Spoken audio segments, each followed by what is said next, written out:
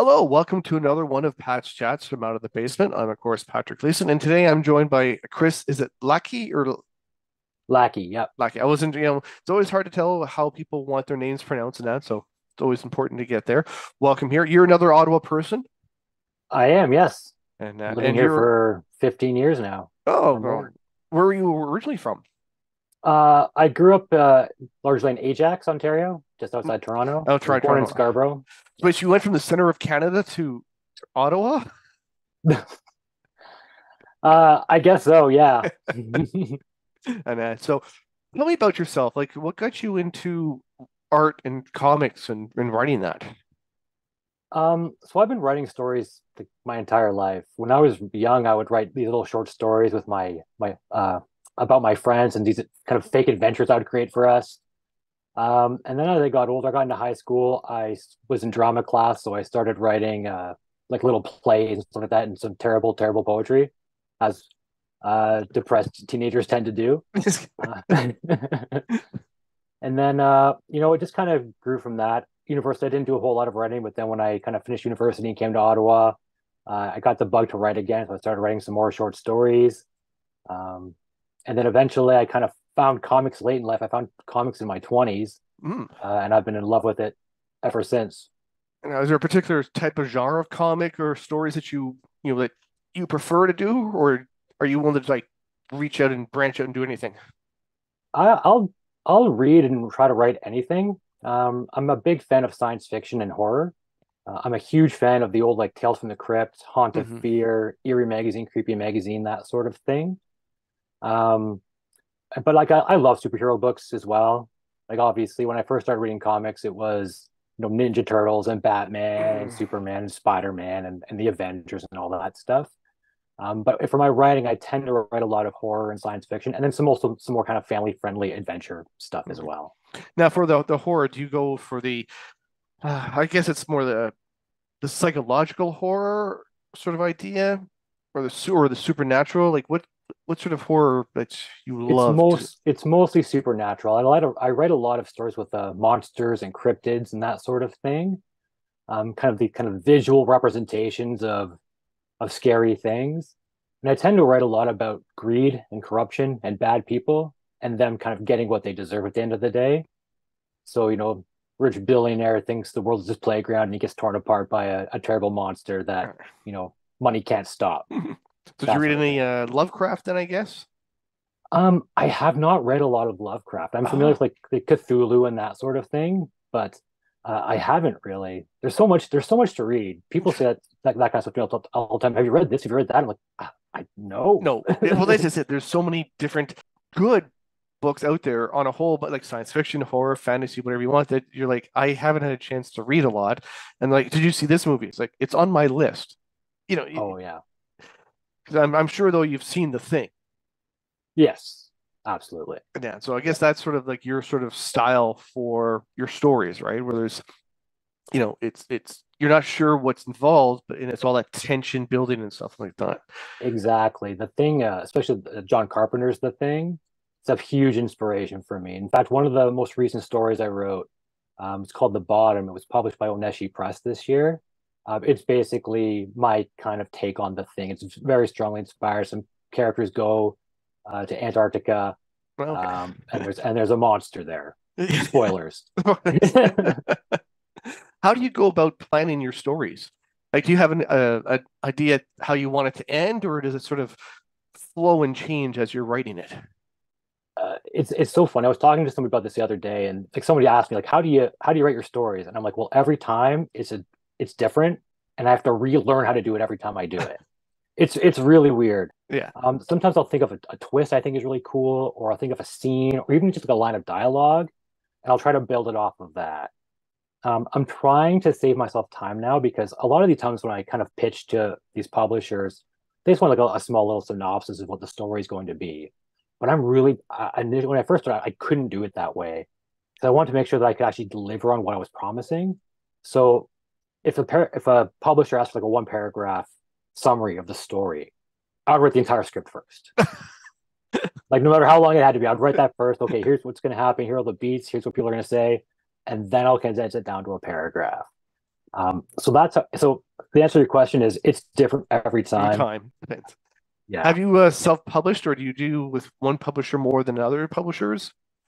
So I've not published anything. I haven't published anything myself yet. I'm probably going to be doing that in the near future. So far, I've had stories published by different publishers. I've had a couple stories published by Red Style Media, a couple from Oneshi Press, one from Arledge Comics, and then a couple other smaller ones as well. But I think going forward, I might start to look more to doing it myself. Now, do you work all digital completely from start to finish, or do you still pull out the pen and paper and I have notebooks scattered around my house with all of my little notes on what I'm going to do. Very rarely do I just do it straight digitally. I find there's something kind of valuable in the kind of writing in pencil and paper. Mhm. And even then, I'm not even good. Like I use pencil, but I won't even erase anything. I'll just scratch it out like a crazy person and then kind of write above it. Oh, what I really meant to do is this.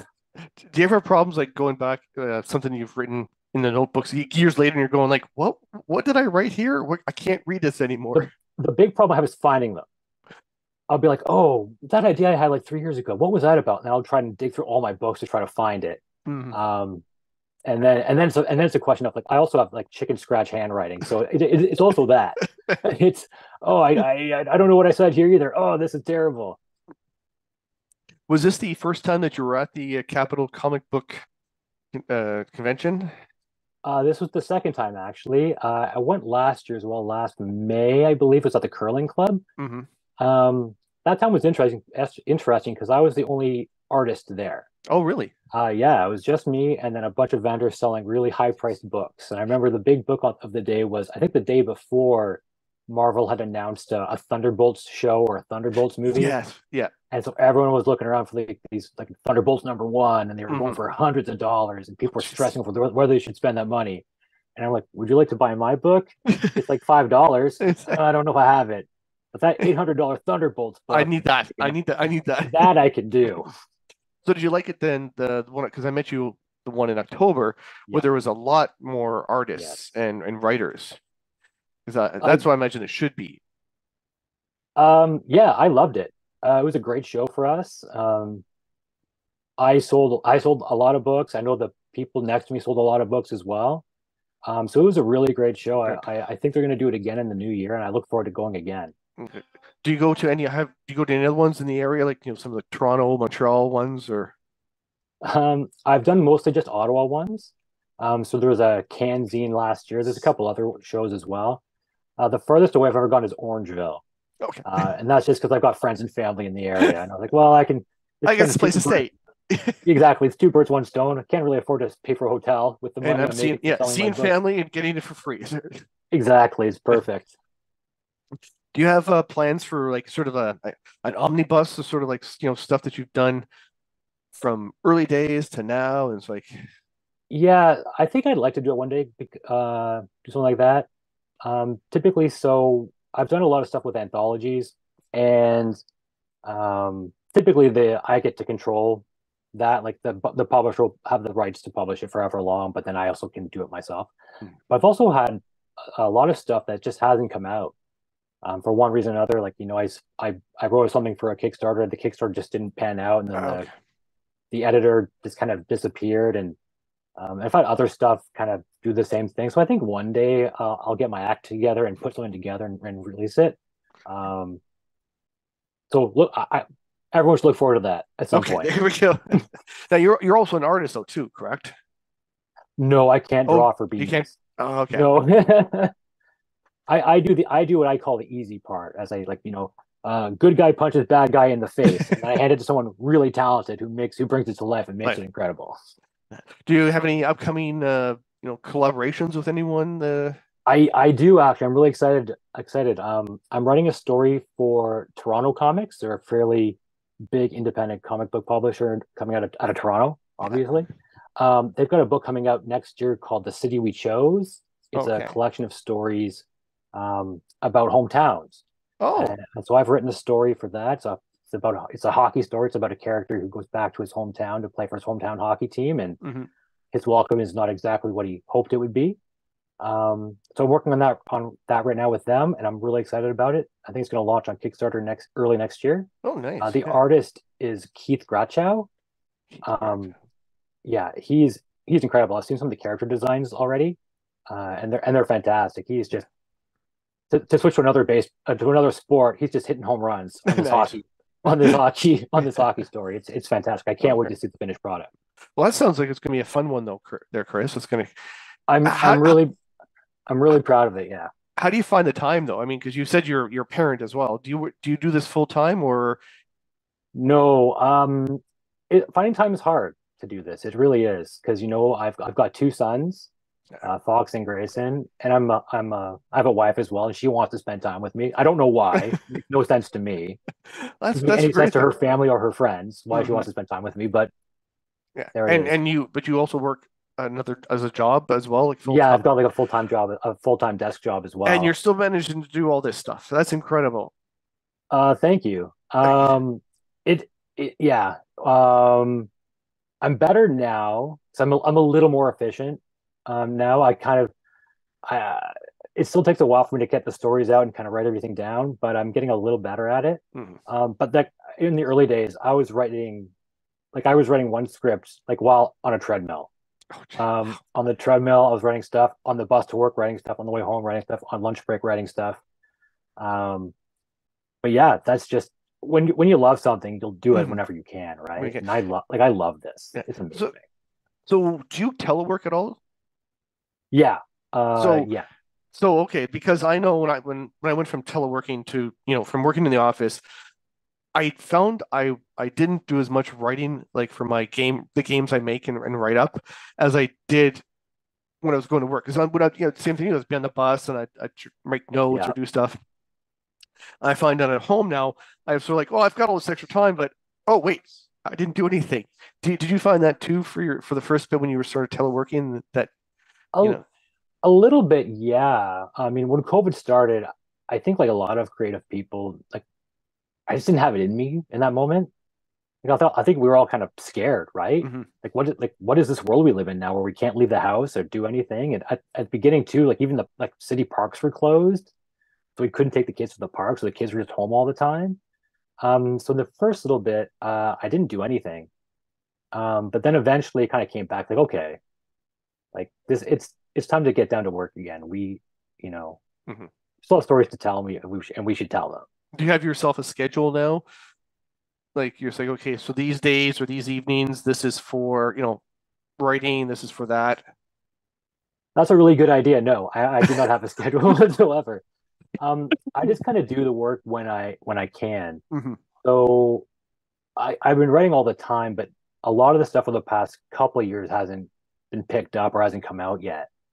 Um, and so it just happens right now. I've got this thing with the Toronto Comics folks, and there's another thing I'm working on too, which is can't really talk about too much yet.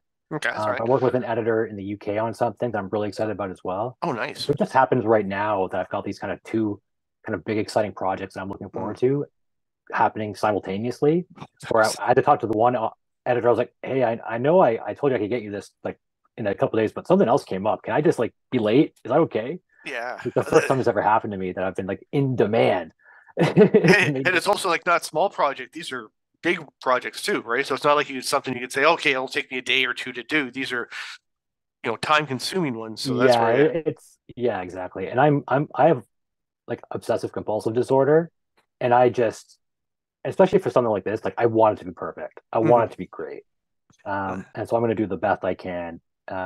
And so hopefully, and so far it's worked out. So Because I've done it, like, I don't know if you saw our YouTube. I've done a few interviews with other artists or designers and stuff. And one of the ones I know they say is, I've asked this a couple times, and I was going to say, now that I know you have OCD, it must be hard to sort of stop at a certain point and say, okay, I'm done with this. yeah, That's it. yeah, it's really hard. It drives my wife insane. So because my wife is the one I make read who I make read my stuff, and I'll be like, "Hey, can you read this?" She's like, "Okay." She's like, "Okay," and then she'll read it, and then I'll be like, "Okay, thanks." And I'll make a little change, and like I'll be like, "Can you read this again?" She's like, "Chris, this is like 30 pages. Yeah. What did you change? This line." Well, then why do I need to read it again? Well, does it work What do better you now? Does the whole thing work like better now that like I don't think I understand this. Does it flow better now? It's like, yeah. yeah. I don't know what to tell you. No, but it's true. It's hard to know when to kind of stop because at a certain point, because it's art, right? Hmm. There's no right answer. So you can keep changing it all the time. So I kind of like I think it's a Da Vinci quote, basically that, you know, art is never finished, it's simply abandoned. Hmm. Um, I try to live by that, and I have failed miserably. Well, and it also because they say art is subjective. Yeah, So exactly. and again, it's like you write, you're like, okay, I'm done, and then you give it to people, and some people will either like it or not. And sometimes it's hard. I imagine when you're getting feedback, you want proper criticisms, not just I didn't like it, right? But Yeah. sometimes it's hard for people to say what they didn't like. It must be as an artist, you're like, I need to know what you didn't like, as opposed to just eh. Yeah. Um, it's actually kind of funny. So when I first started trying to get my work published by people, I started writing short stories first, just in prose. Mm-hmm. And I remember I wrote some goofy story about something. I can't even remember what it was about now. I sent it to a literary magazine, and the editor sent it back to me, and they were like, Chris, we don't like this story. We don't like the words you've chosen to tell this story. We are not publishing this. Oh my goodness! Like, well, I all right, was like, that's okay, so what you didn't like was my word selection or anything. yeah. Perfect. Okay, yeah. So just nothing at all. Okay, that's So that's great. But yeah, getting getting criticism is always kind of tough in anything, right? Mhm. In just regular work and creative stuff. Um, it's just kind of part of the process. There's going to be some people that just don't like your stuff. Yeah. There'll be some people that love it, and that's just part of the game. Now, one of the quotes I remember from Stephen King is, he's written a whole bunch of books, also of how he wrote books. One was, so you give your story to 10 people. If if the majority of them say this thing needs to change, change it. But if they none of them agree on one thing, don't change anything. And That makes perfect sense to yeah. me. So how old are your kids, if you mind asking? One is almost 10, Oh, and the other is 7. are they showing interest as well in their story development, writing, and My younger son Grayson, he's very creative. He's very artistic. Um, Fox, older son Fox, he's not. I wouldn't say he's that into art yet. But they both love reading, oh, good. and they both love comic books. Ah, Um, so they're way into like the Teen Titans Go, which I introduced them to. I was very proud of Teen Titans Go, hmm. Dogman, Cat Kid Comic No. Club, Bad Guys, that sort of thing. Mm-hmm. Um, I did give my older son Fox a couple of my stories to Right. read, Yeah. and he said thanks and handed them back to me. And then that was it. Like, well, did you like them? He's like, yeah, I guess. I don't know. Taste cat, right? Like, No, I'm like, thanks, bud. yeah, thanks. Thanks. It's not that your dad, needs some sort of positive reinforcement for the story he's living, he works with. But that's okay, son. It's all right. That's okay. I still love you. Yeah. Well, but like I said, that must be great to see, your family develop in that, and even if they're not following your footsteps, to still be reading a lot. Yeah, Now, sorry. Oh, so sorry. It's just yeah, it's great. So my son Grayson loves to draw. My wife is an artist as well. She paints a lot and draws. Mhm. She's very talented. It's a kind of cool situation I find myself in. Oh, that's really good. Yeah. Are you planning to do any comic books as well? Well, obviously for Toronto Comics, but um, are you planning like, hey, should I try and get into that Like more? Like publishing. your own comic, sort of like, Oh, so yeah, I have written kind of full issues that I'd like to see on the like regular comic book store stands one day. mhm. Um, and actually, unfortunately, I've done one. I worked with an artist named Justin Ryan and a letterer named Nikki Powers. We had this kind of unfortunate situation where we actually had signed a contract with the publisher. And they were like, yeah, the book's going to come out this time. And it's great. And now they've kind of ghosted me. Oh no. Um, Yeah, so we've got like a signed contract. They control the publishing rights, all of the other kind of rights too. But now Oh, they won't respond to my emails. that Uh, that's that yeah, is frustrating. And also it's like that would be an issue, I guess, a legal sort of thing because yeah. So I'm kind of busy with the other stuff, the kind of exciting stuff and fun stuff I talked about first. mhm. But once I've kind of got that put that aside, I'll need to kind of turn my attention back to this other thing. Well, good luck Because with that because oh that's yeah, so like yeah, that's my that's mine. Like you owe yeah, it's really frustrating. We worked really hard on that book, and we were really excited because these this publisher, like they release their stuff through Diamond. It's available in like oh Previews magazine. Like yeah. comic book stores all across North America could access this and buy it. This was a chance to really kind of get our names out there, Yes. and to have them kind of treat us this way has been really Yeah, disappointing. that's very yeah. I mean, it also sort of puts one of those sour tastes in your mouth for dealing with this sort of stuff, right? Gets you Yeah, gun shy of like, I don't know if I want to do it again because, you know, yeah, it's kind of terrible too because like there's all these kind of horror stories in comics. Comics is an industry that seems to kind of take advantage of its creators a lot. yeah, So there's lots of stories like this, and I was like, oh, it's not going to happen to me. It absolutely happened to me. haven't. Yeah, that's where I was talking to a couple artists recently from that I met at the convention, and it was Image was one of the first ones that decided, no, no, if you create a character, it's yours, Yeah, you know, which was groundbreaking at the time because yeah, like you said, Marvel, DC, and all the other ones, like no, anything you draw for us, we own. Even if you make yeah, the character, it's ours. yeah. Getting something released through Image would be an absolute dream. Mm-hmm. The challenge is that um, a lot of the stuff they publish, it's folks who have worked up with the big two Mm-hmm. first. Um, so kind of breaking through that, it can be a challenge, but it would be a dream. Do you, when you're watching movies, uh, do you have sometimes problems going through when the story's like so bad or the dialogue so stilted, and you're just like, I can't take this. Who wrote this? Not really. I can always find something in a movie or a TV show that I really like. So it's very rare that I'll watch something and be like, "Oh, this is terrible." I know I kind of occupy a really small space in the creative world, but like Mm. making things are is hard. Oh, It's really hard. And so if there's a line of dialogue that doesn't quite work, I'll be like, "Well, that's kind of awkward. I would have said this," but then I'll put that aside because you never know, especially with like TV and stuff. There's well, always yeah. It's there's so like many they're people making that are, changes on the fly. mhm, It's tough. and Um, because there's the ghost writers, the rewriters, and yeah, then and I know that certain actors, once they get big enough, they're allowed to change the dialogue if they want to, yeah, exactly. and so writers like, I didn't write that line, like, or Put your name and on the I script anyway. Yeah. yeah, and I know there's some YouTube ones I watch where it's just called like production hell and that, where it's Mm, like, how could this movie have like gotten made? Like Apocalypse Now, you're like all everything that could go wrong for filming that movie was going wrong, yeah. But it's and like an all-time classic.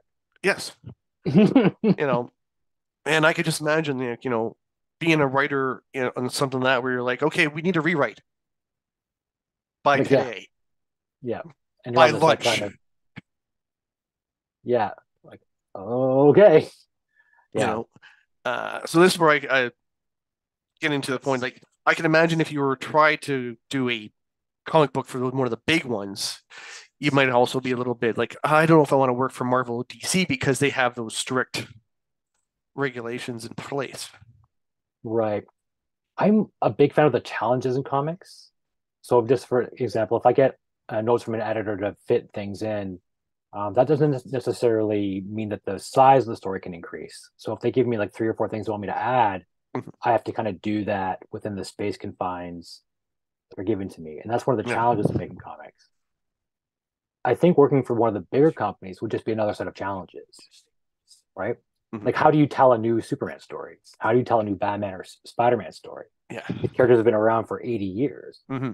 And then there are those kind of rules. You hear those stories once in a while that like, oh, somebody tried to write a Batman story and they put this line in and they said, no, no, you can't have Batman say that, Yeah. right? I think that'd be a really fun challenge. Now, are they going to let me do that? Yeah, absolutely not. Yeah, I was going to say that would be hard as writer that you can't kill Batman. he has to be there. It's like, well, he's 80 years of stories. What do I new come up with now for Batman? You know, I have so much respect for the people that do it. Like Scott Snyder um, did an epic run with Greg Capullo a mhm. number of years back, and like on a character that's been around forever, and he had found a new way to do it. Tom King did the same thing recently. It's absolutely incredible. Oh, it is. One of the things I liked was Green Arrow. Hmm. They did the one can't remember a couple of decades ago called The Long Hunter or The Long Oh, the Hunters, Longbow Hunters. Longbow Yeah, Hunters, yeah, yeah, where they sort of went, okay, never mind all the gimmicky stuff, all this, we're bringing him, back down to yeah, he's a guy with a bow yeah. and work for That that. Yeah, yeah. So that was Mike Grell who did the Yeah, writing on that. I can't remember. Did he do the art on that as well? I I can't do what remember. I'd have to check, but Yeah, that entire run. So like through like the three issues of Longbow Hunters is wonderful, and then that whole Mike Grell run after that is absolutely incredible. mhm, These kind of street level heroes. Like I'm a big fan of the street level heroes. yes, So Green Arrow, Batman, Spider Man. Even though Spider Man has like fantastic powers. it's still he's like deals with the streets. He deals with Exactly. the neighborhood Exactly. It's the friendly neighborhood Spider Man. and Daredevil as well and stuff like that. Oh, But I again, love that's Daredevil. there's certain people that you're like when they you're you I know I don't know the names as well as you do because my memory is bad. But it's like oh that person like Frank Miller or other people they're being brought on to do it and you're like oh I want to see it because I know what they've done in the past for other titles. I want to see Yeah, how they change it. exactly. Yeah. Um, I think that's a big strategy now.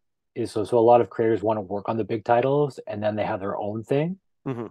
that they do through Image or Dark Horse or whatever the case may be, Yeah. and then they have another secondary market because they control those characters.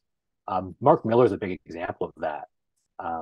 He's the creator of Kick Ass Yes. and Wanted and all that sort of stuff. Like I mean, now he's like works for Netflix. He Yeah. writes comics and then Well, they that's just, become Netflix shows. yes. Which you know, great. All power to him. Like Absolutely. I'm impressed. I mean, he also wrote Old Man Logan, I believe, right? I Mm. Yes, Yes, yes, he did. yes. Which there were some interesting parts of that story, but then it became, sort of Logan, the end of Hugh Jackman's Wolverine. Exactly. You know, Yeah. So yeah, Mark Miller has had a huge influence on kind of like the X-Men and the Marvel stuff. mhm, It's absolutely incredible. yeah. And like he also wrote Red Sun Superman, correct? Yes, I love that take. It's so good. It's so fantastic. It's uh like that's how you tell a new Superman story. Mhm. Just And make it's them sort of Soviet. those, yeah, it's sort of yes, it's one of those what if ideas, Exactly. Yeah, but I mean, it got made into an animated movie, absolutely. and that, Yeah, and what I like about those kind of what if stories too is that a lot of the other stuff can get kind of bogged down in continuity. Like when you're reading like Detective Comics 1008, um, you might have to know, you're not going to need to know every issue before that, but you might no. need to know something. But when you have these kind of like what if tales, it's like, no, you just dropped in. You know, Yeah. yeah, you know who Green Lantern is. Yes. This one's Hal Jordan, and now he's also purple or blue or whatever the case may be. And Yeah. then you Exactly. can Yeah. kind of go off on that. Yeah. So I kind of like those things as Yeah. well. Now, do you find it hard to write origin stories for your superheroes? What's kind of interesting is that I've never written a superhero story. Oh no. No. Uh, I do a lot of horror and science fiction. yeah. Um, but that said, I mean, every story I've written is an origin story, um, basically, Hmm. because no one's ever seen these characters before. Um, so, except that actually, I guess that's not technically not true. I did write a story with Robin Hood in it. Oh, really? Yes, classic kind of Robin Hood and Little John. Okay. Um, but I didn't tell Robin Hood's origin story. So Robin Hood and Little John were just kind of there. Um, and they fought a cryptid called the Wolpertinger. It's like Okay. the I believe it's like the Bavarian version of the jackalope. That was very cool. That story I did with some local Ottawa artists as well. Yeah. Becky Oh, McKercher was the artist, and Heather McDonald was the letterer on it. So I'm really proud of that one as well. oh, that's pretty cool. Yeah, Yeah. So, working with local Ottawa talent mhm. is fantastic. Well, and I didn't realize how big the actual Ottawa market is. There are a lot of creative people here. Yeah. Some of them quite successful too. I mean, Tom Fowler is an artist that lives here, and he's doing work for DC. He did he's done lots. He's done tons of stuff, but I think he recently did oh, what's it called? I'm gonna feel really bad now. It was oh, I can't remember off the top of my Yeah. head. But he's done like he did like a Hulk graphic novel. Oh, cool. He's done Quantum and Woody. He's done all Mhm. sorts of stuff. I think he did Green Arrow briefly as well. Um, but like he like lives here. Oh, really? Oh, well, I'll have to put out a feeler for him, hopefully. Yeah. Uh, I, I was like, yeah, I changed topic all over the place because also I have problems staying on script, as you'll notice, I'm sure. Don't worry about it. Did you ever see the movie Willy's Wonderland with Nicolas Cage? Yes. I thought that was Fantastic. amazing because he doesn't say a single word of dialogue. It's so incredible. My wife and I watched that movie, and we're about half an hour in, and we're like, no, Nick Cage hasn't said anything yet. Yeah. I'm like, I don't think he's going to. Oh, And it like that movie is amazing. It's yeah. absolutely fantastic. My wife my wife tells me that it's her favorite Nick Cage movie, and I'm like, Really? why? It's like because he doesn't say anything. But Nick Cage saying stuff is what makes him awesome. It was great, like The Rock and all that, like yeah. But I was watching it and we're like, yeah, he hasn't said a word at all. And I just love he kept having like these breaks, Hmm. but it was unclear to me why he was taking breaks and having drinking this soda or whatever it Yeah, was. Like, it was just like that's his. I guess he's got OCD in a way. He's like, oh, at this time I must have my cola, play some pinball, you know. and then I'll go back and fight some It's just, animatronic creatures yeah, later. and nonchalant. Oh, okay, it's attacking me. I'll just beat it, throw it in a garbage bag, and throw it out. And not even like question No, it. and that's just it. And you're sitting there going like, I mean, I know it was loosely based on the Five Nights at Freddy's sort of idea Yeah, when that talk was for it to come out way back when. yeah. But I like the way they changed it. I did like it. I found it interesting. It's sort of also like, how do you get Nick Cage? Yeah, and not have him say a word. You know, I because wonder if that was tough for him. Like, do you think he went to the set one day and one day was like, I feel like I should say I something could, yeah, today? just at least one thing. Like, Or like, what about a scream? Can I scream real loud and make a face? oh, because yeah, Nick Cage screaming in his faces are also another thing of his. You know, Oh, we recently watched The Unbearable Weight of Massive Talent. that is really well done. It's amazing. It's so good. And he's Yeah. so good in it. Oh, he is. I like it when an actor's willing to play themselves Mhm. as their caricature of what other people see of them in a movie. Yeah, it's really great. He's really great in that. It's kind of like Neil Patrick Harris in the Harold and Kumar movie. Yeah. Oh, throws everyone off. We're like, wait, that's Doogie Howser and all this, and Yeah, but then like it's really not. It's really no, not him at all. oh, not him at all. The same as he did "This Is the End" or something like that with. Mm. Now I'm That was forgetting that was the Seth Rogen, Seth Rogen. Yeah, James yeah, Franco, Jay Baruchel. yes, that one there. I seem to know everybody from that cast. Yeah, going back to your writing, when you're trying to do your supernatural horror, do you try and think of what the horror's plan is? Like you know what I mean? Like, is that supernatural icky want to do? Yeah, I think it's important to give your villains a reason to be villains, or your just all of your characters need a reason to be doing whatever they're doing. Mm, Otherwise, it's just the story's just a bunch of stuff that happens. yeah, So there has to be some sort of meaning to it behind it.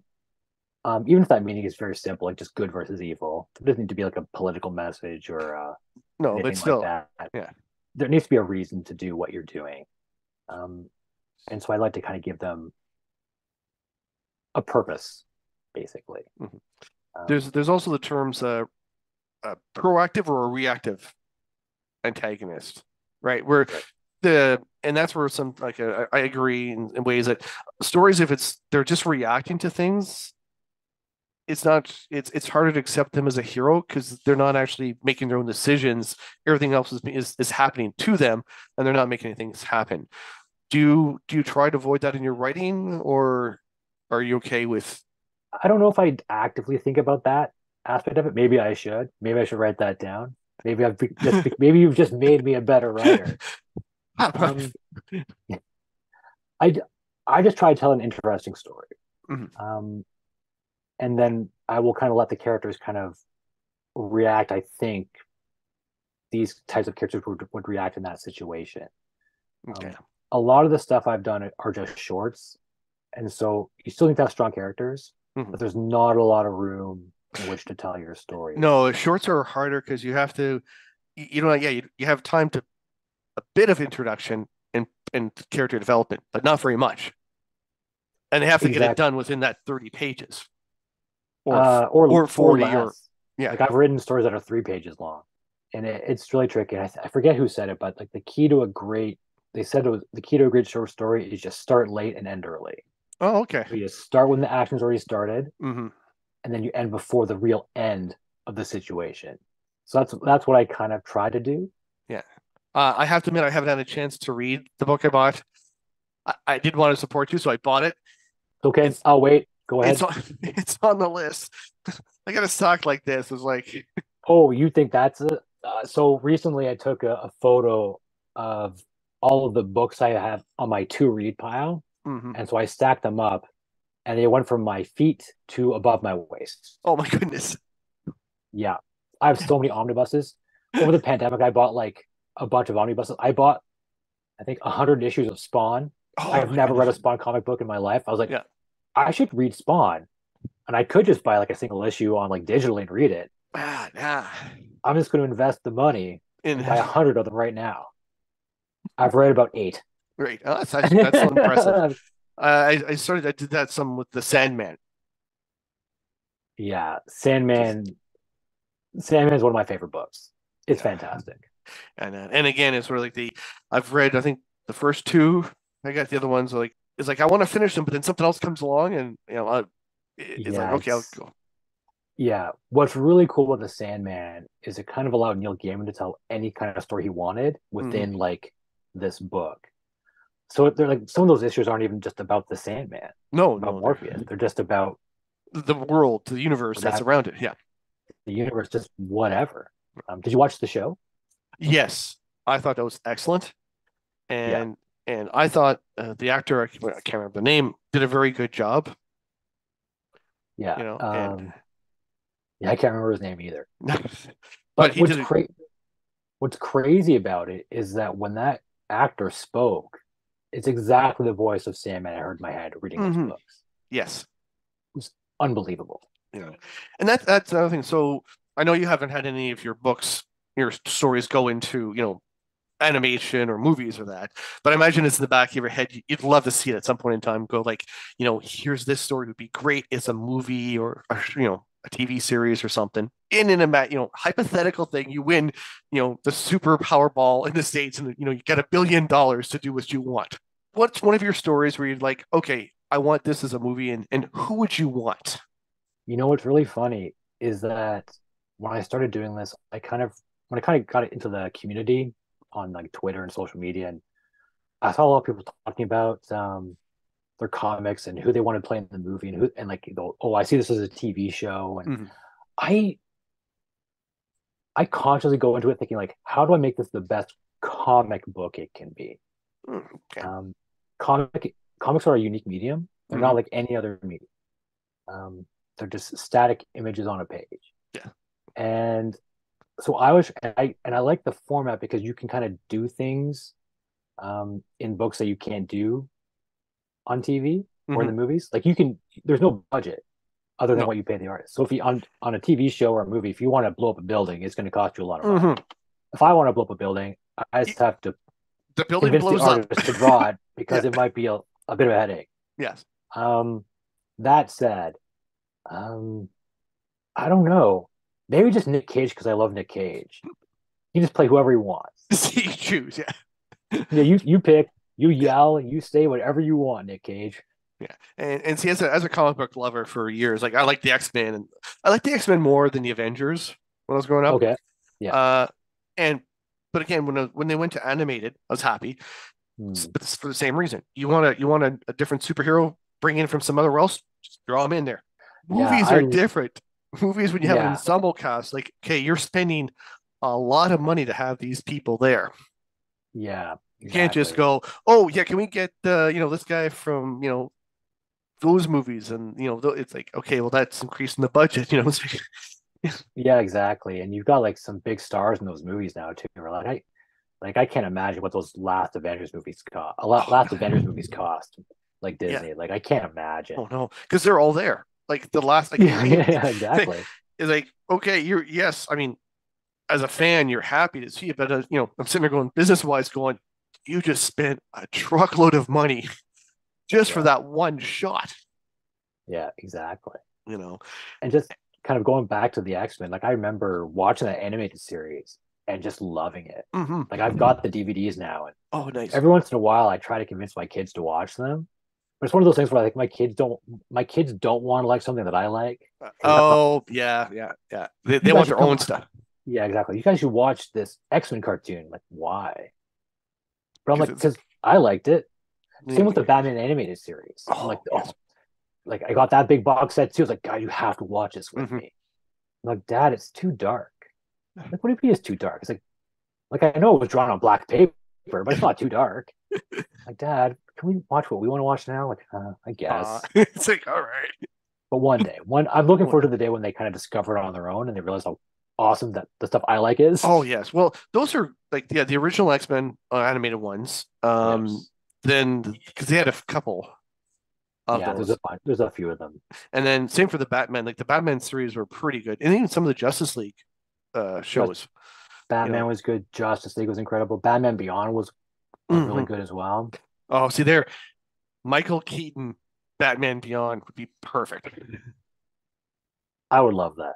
You know, I had heard a rumor that they were thinking about they doing were that. thinking about it. It unfortunately it was the Flash, and Mm. no, when they killed Batgirl because he was supposed to be in Batgirl originally. Oh, right. He Yes. was he actually sorry he was in Batgirl, but then they decided, oh, we're just going to scrap the entire project. And I can just imagine what that must have felt like for not just the stars, but all the other people that worked on that movie. Months of work into that. It's a finished product, pretty much. Then it's like, no, no, for tax purposes, we're just going to bury the entire thing. Yeah. As I mentioned earlier, I've got some experience in making something and completing it, and then Yeah, and just then it have never coming disappearing. out. Yeah, it's tough, and I can't imagine. I mean, yes, the Michael Keaton and that is not going to be a big deal for him, but some of those actors that are like, it's their first role or their first. Yeah. I'm no longer an extra. I'm actually going to be a part. No, no, you're not.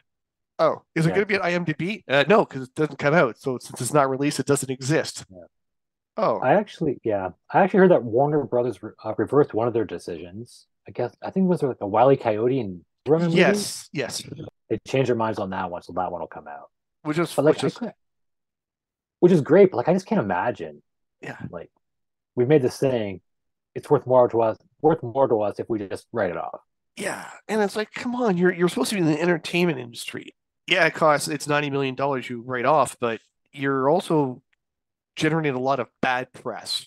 And I Yeah. know technically people say no, any press is good press. No, if you're known for that, less people will go to you to have your projects done because they'll be like, I'm Yeah, not but if gonna. you're yeah, but if you're Warner Brothers, you own those DC toys. And Yes. there's going to be some people, even with DC Comics, people are like, oh, I don't want to work. There's always stories about like these bad editors or whatever the case may be. Mm, Um, but if you want to write Batman or if you want to write Batgirl, you gotta. they're the only game in town. I was going back for the because Warner Brothers is weird because the animation we talked about the shows, Batman, Justice League, even Teen Titans, and then Yeah, their animated movies. They did the Dark Knight so well in that yeah. movie. Well, sorry, the two movies. They did it really well. Oh, the Frank Miller Yeah. adaptation, yeah, absolutely incredible. Then how can they drop the ball so much when they get to the movies, like live action movies? Um, Because you've got this I think catalog of animation and the movies. I mean, admittedly, a lot of people nowadays will not have seen the animated movie. So just go, hey, we have something, we own it. yeah, it's interesting, right? So I think it's tough when you want to create this kind of shared universe. I think Marvel kind of made all these studios think that they need a shared universe. Remember, they tried to make like the Yes. Universal Monsters shared universe, which Oh, I I think remember lasted that one. one I was like, movie. I don't think I saw that version of the movie. It's on my list. Anyway, don't, um, don't.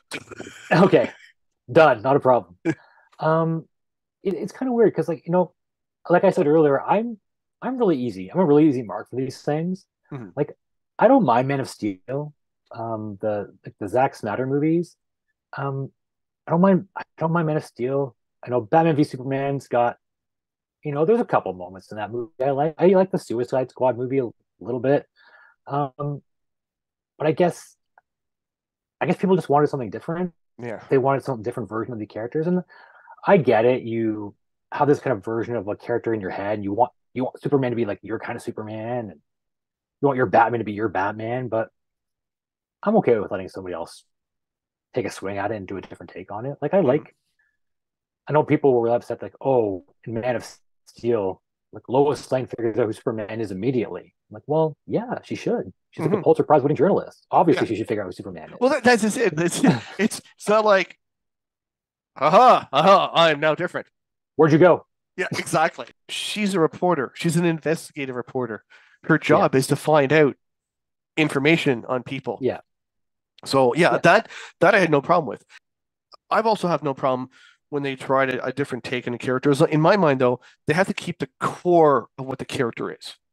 yeah, Like that's why I had an issue with Man of Steel because no, Superman's supposed to be the ultimate Boy Scout. yeah. Um, it kind of falls apart at the end, Yeah. with the murder. Hmm. Well, that's just it. It's like, oh well, he had no choice. He had a whole bunch of choices. Just turn his head a Yeah, little bit, it's like just not so much. you could also put your hand over his eyes. Yeah, I Uh, know. and Like I and said, then I'm like I'm I like parts of the movie. oh no, there are parts you like some of the scenery and that was well done. Like it was hard to do the fight between the two Kryptonians because it had to be Yeah, CGI'd. But I liked it because it showed off their super speed and super strength. yeah, A normal human eye would not be able to follow what they're doing no, because they're so fast. So I had no exactly. problem with the way they did the fight. I thought it showed really well that these are people that are just too fast for you to be able to see what they're doing. But then at the end when the metropolis is pretty much half destroyed and him and Lois have to have that kiss amongst all the rubble. It's like, I don't think that's really as romantic as you think it is. But look at all this destruction, Ooh, I'm turned on now. all these broken buildings and broken lives. It's great, right? When Fan Four Stick came out, people were like, "Oh, you're making Johnny Cage black," and I'm like, "Really, people? I could care less which actor's playing the hero as long as Yeah, they do a good yeah, job." yeah. That Fantastic Four movie. Another production hell story. Yeah, I heard about all that stuff. I remember watching that movie and thinking like, it's not a lot of heroism happening No. in this. But if I remember correctly, there's a scene where the guy becomes Doctor. Spoilers for this movie that no one else is ever going to see. Um, there's a scene where the guy becomes Doctor Doom, and he just starts like walking down a hall and just Yes. murdering people. Yeah. I was like, this is pretty badass. Like things are happening, and then the movie ended, and And then that was it. He was that like, was that. it's like, okay, he's. I mean, his powers and all that were weird. Okay, whatever. But he's showing how badass he is. Yeah, And then, well, okay, he wasn't that badass after all. no, but it kind of reminded me of that scene at the end of Rogue One, where Darth Vader Oh comes yes, in and then just starts murdering people. yeah. I'm like, oh man, this is like really cool. And I mean, there's times when fan appreciate they put it in there for the fans, which I'm okay with Yeah, yeah, if it's done right. And in that yeah, case, Rogue One, that was done right. That was like, yes, Darth Vader how he should be.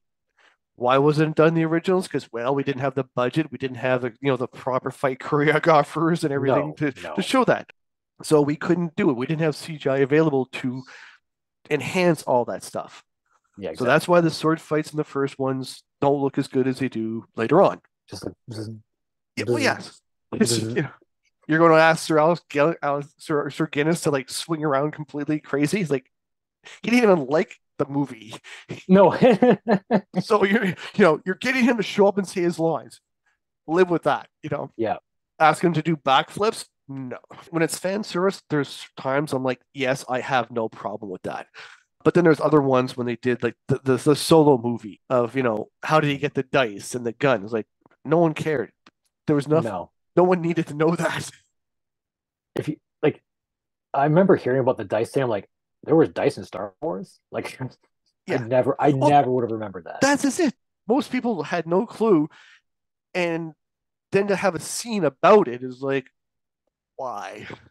Yeah, I Eh, think all you really needed was like, okay, how did Han meet Chewie, and then something about a Kessel Run, and then that's it. That's all you really need, that's right? it. Yeah. And again, that's where I feel bad for some writers on those ones where they're it's also the what they call they have a plan. This is how it has to end. Now write it to get here. That's always really tough, right? Like, I mean, Yeah. what was it? There was the Obi-Wan show on Mm-hmm. Disney Plus, like, and I for anyone who hasn't seen that show, I think he meets like a young Leia, He right? does, yes. And Luke. Yeah. You know how that's going to end, Well, yes. right? Like, nothing bad is going to happen to them. No, So, because we know, yeah, 20 years later or 15 years later, we know what's going on. So, yeah, yeah, that's always kind of that's why I do like writing my own stuff that's not involved in any kind of IP because I can do do whatever whatever. I want. I can do Hey, Winnie whatever the I Pooh want. is what you can do Winnie the Pooh now. I could do Winnie the Pooh. They had that I think it was that Blood and Honey movie. Blood and Honey. That I should watch that. That sounds incredible. It's a sort of a B movie because Sounds it's good to me. You and you, you sold me. I saw it. I'm like, it worked. Okay. For what they were trying to do, I had no problem with it. I mean, yes, it's a lower budget movie, so like some of the scenes are not going to look. It's going to be filmed in darker. They don't want you to focus on the fact that wait, is that guy just wearing some sort of ugly costume? So I had no problem with it. The story overall worked. It was a Okay. different take on it, I would certainly hope so. but yeah, I think you like definitely don't watch with the kids. Okay. No, it's Gotcha. no, no, not unless you want to deal with Kids, nightmares. gather around. Remember It's Winnie the Winnie the Pooh Pooh movie. and Eeyore and Piglet? Well, guess what? Yeah. Oh yeah. Poor Eeyore. That's Oh that's no. Spoilers.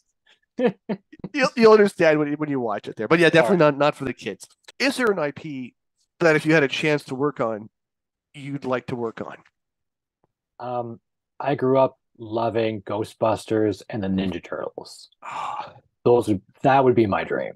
yeah. Um, A yeah, I crossover? had absolutely sure. I mean, I'll do whatever. they had the turtles meet Batman, so This is it. They did, and I actually think there is a book where the Turtles may have met the Ghostbusters okay. not too long ago. Because I think IDW does those books, the Turtles and Ghostbusters. I think they Yeah. crossed over. I think they crossed over with the X Files too. Okay, that'd be cool. X Files and Transformers and something else. Yeah. Sure, but no, like Now, I love that stuff. The Ninja Turtles growing up, I read some of the first comics I ever started reading. Uh, at a certain point, Archie Comics had the license to make Turtles comics. mhm. So I'd buy those at like a convenience store after school every week. Um, and I love the Ghostbusters. I love those movies. I love the cartoon. Oh, Um, the real the Ghostbusters. real Ghostbusters, not those stupid fake Ghostbusters. Which I think had the name first. Yes, they did. Yes, that was it. So it's like, oh, darn it. Oh. Well, we're the real Ghostbusters. Yeah, I love that stuff. I would love to work on those. Oh, you should. Yeah, that'd be interesting because those are pretty cool. The comics are much darker than the movies. Yeah, those old Turtles comics, Eastman and Laird. Yeah. A number of years ago, well, I think they're still doing it. IDW released these kind of big, oversized hardcovers of the original Mirage run, and you look at that first issue, and like spoilers for anybody, like that first issue, Shredder dies. Yeah. Right off the bat. Yeah. Like it's over in one issue, and I guess they just had never planned to do anymore, but they were so successful that they were like, well, I guess we have to I have keep to going, do. keep Yeah. this going. So I've got those books, and those, yeah, they're darker. I think the first issue is really dark. As it goes on, it gets a little more goofy. Hmm. Um, and then eventually they get to the cartoon in I think started in '87, which is nothing like the comics are Oh like. no, no. They're nothing like them at all. But again, it Um, was written for for kids and stuff like that. and to sell toys, right? Well, yes, Like most cartoons of our youth. we're for cards. Um, We're actually for toys. Yeah, exactly, like Transformers and GI Joe and all that stuff. exactly. Can we make a toy of it? Yes. Okay, go. Yeah, Or sorry, do we have a toy? We now want to turn it into a TV show. exactly. I think is that how Transformers started? Yes. That is how Yeah. Transformers started. It's You like got the we got the toy, and you go towards making. How do we sell this toy? Yes, I know. and then just imagine Exactly. Orson Welles did the voice of Optimus Prime. His best work. Yeah, and that's when you start to realize like those days, getting someone like from Orson Welles to be as a voice actor was something. Yeah. Yeah. I mean, I know Robin Williams changed the whole thing where a lot of actors now do voices for animated, but back Right. then, you didn't do animation. Like what? No, absolutely not. You're in a cartoon, Yeah. you know? Well, I think it just kind of shows where animation's gone, right? Mm-hmm. Like people will crawl all over themselves to work in animation now. Like Yeah. some of them are just incredible. And that Transformers movie, I remember I watched that movie like 100 times in high school. Oh, I was so excited. It's still the best Transformers movie. Oh, absolutely. It's another thing I tried to show my kids. Like, kids, you want to watch Transformers with me? Like, Dad, what are you talking about? Just watch this. And I'm like, Dad, this is so dark. Like, Optimus Yeah. Prime, spoilers. Like, Optimus Prime dies like immediately. Yeah. But no, it's wonderful. I know that they released the Blu-ray. I was like, oh, I have to get that. Yes. They were doing some omnibuses of the original Transformers comic runs as well. Oh yeah. Yeah. Oh, all right. Now my stacks Oh, are sorry. my Like, stacks are thanks. over my head now. Head. It's just so funny. Whenever I buy a new book, I bring it home. I'll show my wife. Like, Sarah, look at this. She's like, where are you gonna put it? Yes. But it's still pretty impressive. You remember probably the days when people looked at you like you read comics? That look Yeah, of I found it late. I didn't find it until my light turned out. oh, I didn't find comics until I was in my 20s, really. Like I read them a okay. little kid. Yeah. I read like Archie, like Archie, everybody did. as a kid, everyone reads Archie because that's what Everyone parents reads do. Archie. Yeah, here you go. And I found those Turtles comics I told you about. But I really didn't start reading comics regularly until I was in my 20s. Actually, I started going to the store weekly shortly after I got married. Oh, really? But Okay. then it was already like my wife couldn't back out. It's We already too had late. the paperwork. It's too late. By the way, I like comics. Yeah, so by then, like I started pretty late. So people were like, I think the Dark Knight had already come out, like the Oh, Christian Bale, Heath Ledger movie. So people were kind of yeah. getting into it. Iron Man had already come out.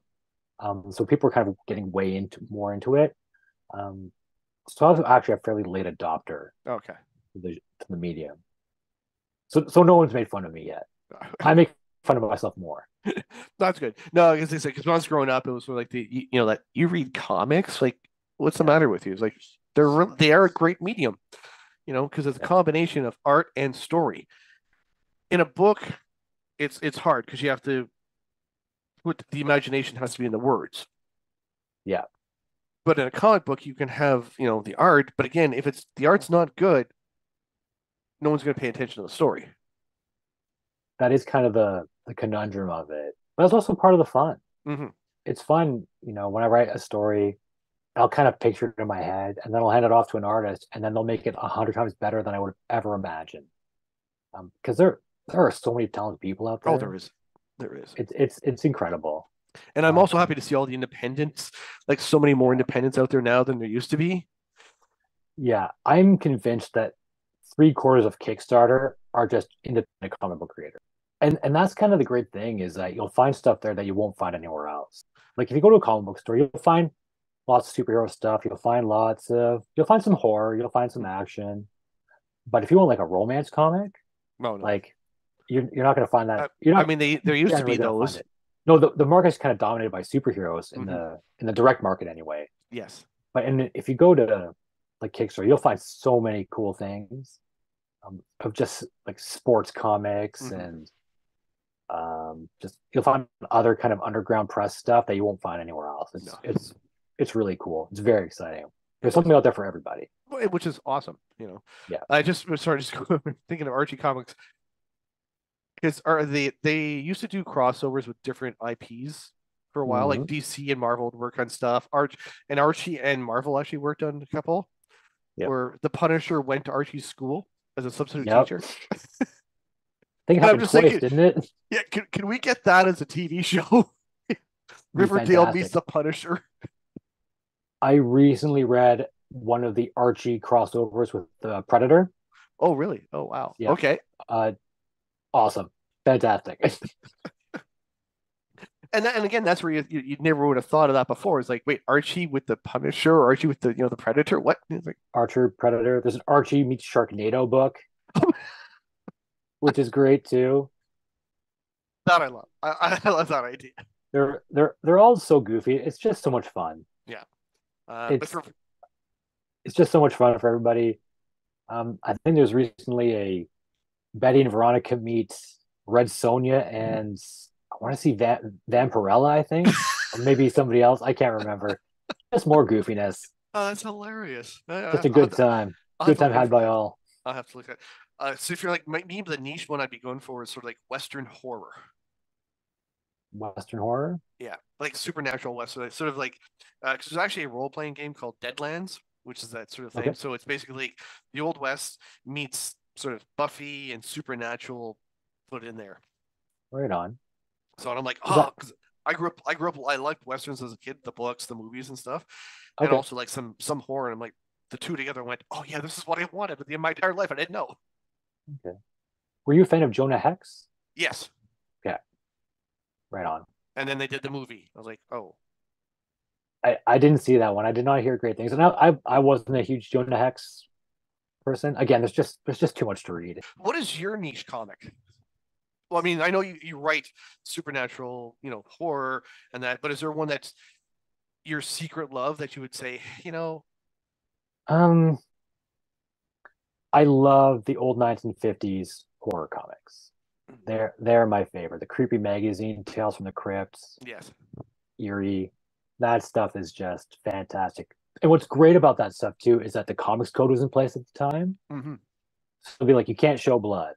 And so the artists and the writers would find these creative ways to tell these stories that were even like scarier than if they'd actually showed like a severed limb or something like that. Mm-hmm. It was absolutely incredible. They were Yeah, that pushes their imagination when they're limited for things like, oh, I and I think that makes art better when it you're kind of does. limited. When you have like these big like for movies, for example, when you have like all the money in the world and you can just kind of do anything.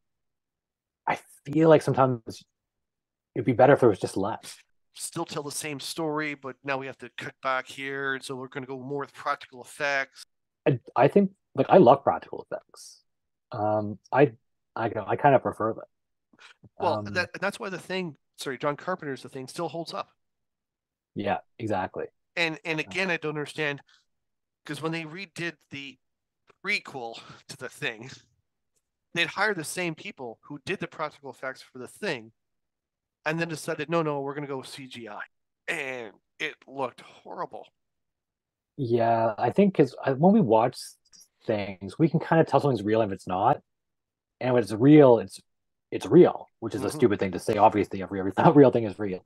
Yeah, But but when it's like a computer, like that's a computer. It's mm-hmm. not. It's not there. There's no No, prep. There's no and risk. yeah, and for me now, that's one issue I have with the superhero movies is a lot of the fights are CGI. Yeah. They do the quick edits of back and forth, and I'm like, I'm not invested in the fight anymore. And Yeah, it's kind of like watching two cartoon characters fight or two action figures fight. Like, mhm. but I get it. They kind of want to try to be bigger and better. And Yeah, I understand. Captain America: Civil War and Winter Soldier, they were good practical fights, yeah, and exactly. but I guess it's hard when you have someone like the Hulk. You can't actually have. That's the thing, right? So if you've got like Captain America punching a guy in the face, you can have those two people that are doing it. But when you've got like the Hulk or you've got like a Scarlet Witch who's got powers that like shooting like things out of her hands, Mhm, like you it know, looks kind of weird. yeah, It's and kind of like in the Daredevil hallway fight scene from the oh man, first season. That's probably my favorite fight scene ever. that is one of the Just it's because incredible, and it's the one first time I've take. ever seen people fight and get tired. Yes, well that's Because the normally thing. these people are like super powered and they just kind of punch, punch, punch forever. But in this fight, it's like two people can barely stand and they're Yeah, struggling to throw a punch. that hallway scene. I don't know if you've seen the behind the scenes behind on that, but it was I don't one think so. No. take. Like it was the camera was going away. What was happening is that people would fall down when the camera went like moved up, they'd quickly run around, go up for the next position, a quick little wig or whatever, and then go Right. back. And same Oh for wow. Charlie Cox. When he'd fall down, sometimes he was actually there to take a breather of like, okay. But yeah, Wow. I mean, the hours they put in to get that right, I bet. and that's where I was watching people say Hollywood is now getting to the point where they don't want to spend the time to do that shot. They'd rather get it done quickly and then make things happen in the editing room through CGI. Yeah. And Um, I was watching who I can't remember what one director was saying he doesn't know how to tell the story anymore, right? Or how to direct his actors because they're like, where he's like, okay, so this scene's supposed to be here. It's like, yeah, but it might change in post, right? So is it an office building or not? We're not sure. yeah, Um, that's gotta be really tough for the director. What do we do? I'm not quite sure yeah, yet. yeah. Where should we Are go? we I outdoors? don't know. No, and yeah, you because if you're telling your actors, okay, you're an office building, they have an idea of and same for the Yeah. writers. Like, okay, so where are they? We're not sure. I'm writing the scene. I need to. Like, what do you mean you're not sure? How am I supposed to write a scene if it's Yeah, I've kind of heard that with, especially with the Marvel stuff. Um, a lot of the when they start kind of making these things, the scripts aren't always like fully cooked yet. yeah. So you just kind of go in and just kind of do what you think you're gonna do, and then they watch a cut of it and say, okay, we need these other scenes too to make it Mm-hmm. kind of work. And I think they've actually started to change that, if I understand correctly. Oh, good. Um, I think they've kind of realized that okay, maybe this is not the best model going forward. No. Let's figure out what we're gonna do first, and then do it. Yes. Like Fury Road. Here's a storyboard. Does that Yep. make sense? Do we need to move anything around? No. Okay, that's our movie. Yeah. You know. Exactly. Now, one last thing because I know it's been a while, but it's longer than I thought it'd be. Sorry, take up all your Oh, time for a Saturday evening. I've got all the time in the world. Have you ever done that for a story? Because I know some writers have done that where they actually do small little notes and they put it as like a storyboard of how they're doing their structure for their story. So I view myself as the writer and the artist as the director. So when I first started, I would write very detailed kind of panel descriptions. Okay, we're going to look at it from this angle. This is what's in the frame. Here's what's going on. But as I kind of started doing it, I realized I was kind of limiting the artist's vision. Um, and also at the same time, because I'm not an artist, I don't know exactly how much effort it takes to go in that goes into drawing all Mm-hmm. this stuff, and if it's even necessary or if it's even going to fit. Yeah. So I sort of backed off that a little bit. I'm getting better because I've got some more experience. Like I know that like if I tell an artist to draw, you know, a bunch of crowd scenes on a page, they're never going to work with me again because drawing crowd scenes It's is brutal. the worst, Yeah. right? Um, but no, so I don't tell them where things are going to line up on the page. I have had some back and forth, like after the page has been drawn. Like, okay, can we maybe do this instead, or the artist will actually add stuff for me, which has been great. They'll say, hey, you went from this to this, but to kind of get from there to there, you really need to do this too. So I'm just going to draw that in. Okay, awesome. Mm-hmm. You're the guy or the gal. You Yeah. got this. Um, so no, I don't doodle my own kind of stuff, but I have a pretty good idea in my head of like what it could look like. Mm-hmm. And so as long as I know that it is possible, I know that they're gonna crush it. Oh, that's good. Yeah. Well, thank you very much, Chris. Is there anything that you would like to partake or add to anything to our viewers before you go? I'll say thank you so much for taking the time to chat with me. Oh, thank you. I've done a couple like kind of written interviews. This is my first kind of face to face sort of interview. Um, what I'll say is that people can follow me on, if that's okay, if I can give my a Sure. kitty cat. Um, Yes, he's getting a little.